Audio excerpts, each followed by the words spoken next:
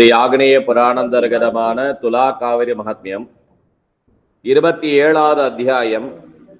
தேவர்கள் முதலானோர் காவேரியை தரிசித்தது. இங்கனம் வெகு வினோதமான காட்சியுடன் புறப்படும் காவேரியை தரிசனம் செய்ய தேவர்கள், கந்தர்வர்கள், கிங்கரர்கள், சித்தர்கள், சாரணர்கள், கிம்புருஷர்கள், பித்ருக்கள் முதலிய எல்லோரும் தங்கள் தங்கள் திவ்ய விமானத்தில் ஏறிக்கொண்டு காவேரி நதியானது கரை புரண்டு செல்லும் காட்சியை கண்டு கண்கிளர பார்த்து வெகு ஆனந்தமுற்றார்கள். அப்பொழுது தேவர்கள் அக்காவேரியின் மகத்துவத்தை எண்ணி புஷ்பமாரி பொழிய கந்தர்வர்கள் திவ்யகானம் செய்தனர். அப்சர ஸ்திரீகள் நாட்டியமாடினர். மற்ற எல்லோரும் ஜெய ஜெய என்று துதித்தார்கள். பிரம்மா, விஷ்ணு, மகேஸ்வரர்களும் சனகாதி ரிஷிகளும் காவேரியின் பிரவாகத்தை தரிசிக்குமாறு அங்கு வந்துற்றனர். அப்பொழுது தேவர்கள் எல்லாம் அடங்கா மகிழ்ச்சியுடன் ஒருவருக்கொருவர் உரையாடி கொள்வாராயினார். ஆகா, இக்காவேரியின் மகத்துவமே மகத்துவம், இதன் மகிமையை யார் அறிவார்? இனி நாம் புனிதமடைந்தோம்.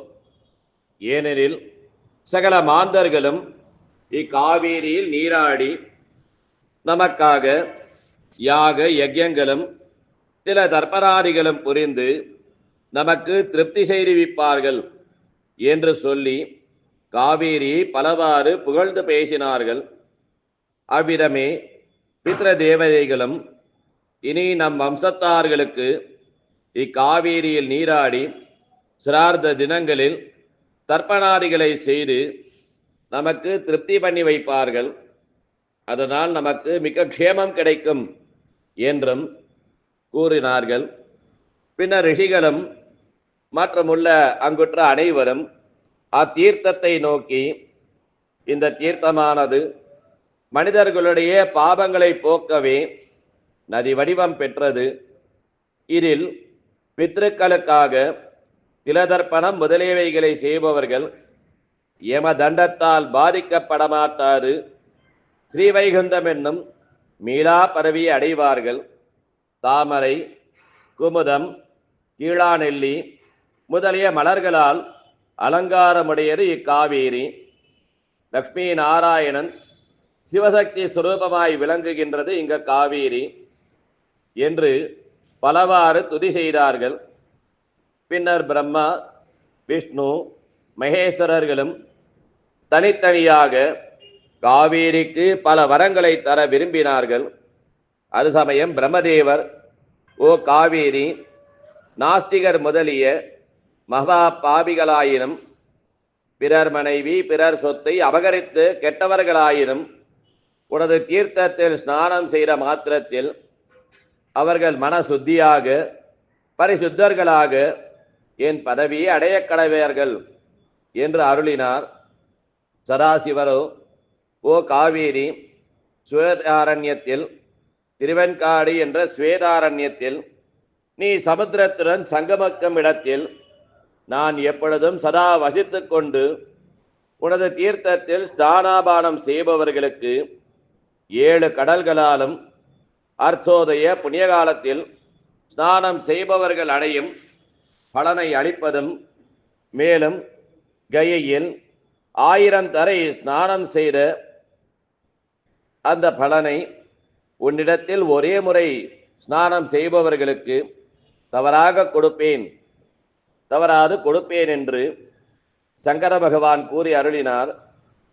மகாவிஷ்ணுவானவர், ஓ கவேர புத்திரி, உனக்கு எது வரம் வேண்டுமோ அதை கேட்பாயாகில் அதனை அட்டியின்றி தருகிறேன் என்று கூற, காவேரியும், ஓ தேவனே, அடியாள் பேரில் கிருபை இருக்கும் பட்சத்தில் மிக பாவிகளாயிருப்பினாலும் ஒழுக்கமற்றவர்களாய் இருந்தாலும் வேத பாராயணம் பண்ணாதவர்களாக இருப்பினும் குருவை நிந்தித்தவரும் பிராமணர்களை துவேஷித்தவர்களுமாய் இருக்கின்றவர்களும் பிராமணர் முதலிய சகல வர்ணத்தாரும் எனது தீர்த்தத்தில் ஏகாதசி அன்று ஒரு தரம் ஸ்நானம் செய்த மாத்திரத்தில் அவர்கள் செய்த தோஷங்கள் எல்லாம் நீங்கி மனசுத்தியாய் யோகிகளாலும் அடைவதற்கரிதான தமது வைகுந்தத்தை அடைய வேண்டும் என்று பிரார்த்தித்தார்.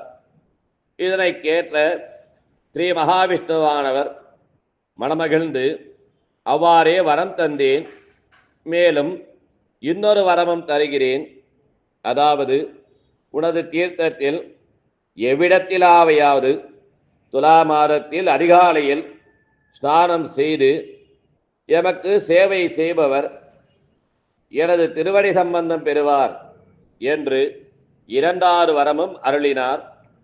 இவ்வரங்களை பெற்ற காவேரி நதியாக பெருகி மிக மகிழ்ச்சியோடு அனைத்து ஜனங்களுக்கும் ஆசி வழங்கும்படியாய் சுஜோதிகை கங்கை என்ற இரண்டு புண்ணியத்தி நதிகளும் தன்னுள்ளே சேர்த்து கொண்டார். இந்த நேரத்திலே இந்த சுஜோதிகை என்ற நதியும் கங்கை என்ற புண்ணிய நதியும் காவேரி பூஜித்தன. இவ்வாறு சங்கமமாகக்கூடிய அந்த கட்டத்தில் ஸ்நானம் செய்பவர்கள் சகல பாவங்களினின்றும் விடுபட்டு முக்தராவார்கள்.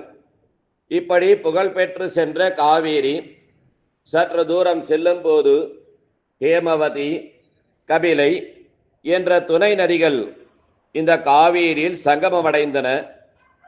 இவ்வாறு பெருகிய காவேரியானவள் சாகரத்தோடு சேர்ந்து இன்புற்றது.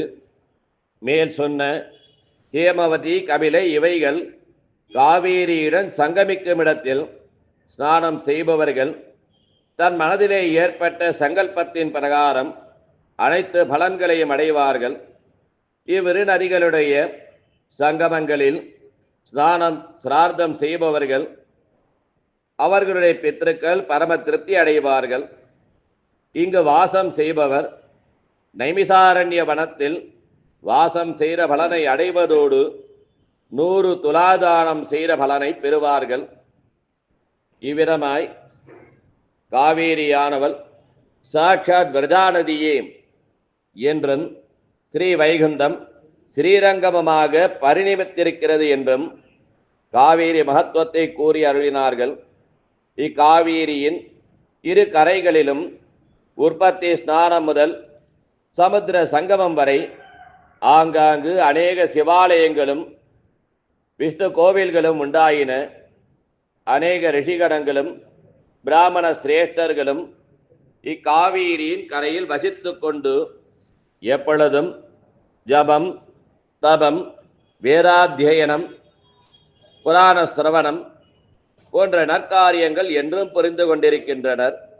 ஆகையால் எவனொருவன் காவேரியில் ஸ்ரீரங்க க்ஷேத்திரத்தில் துலா விஷு புண்ணிய காலத்தில் ஸ்நானம் செய்து தனது பித்ருக்களுக்காக திலதர்ப்பணம் முதலியவைகளை செய்கின்றானோ அவன் குருக்ஷேத்திரம், கயை முதலிய புண்ணிய கஷேத்திரங்களில் அநேகமாயிரம் சிரார்த்தம் செய்த பலனை அட்டியின்றி பெறுவான்.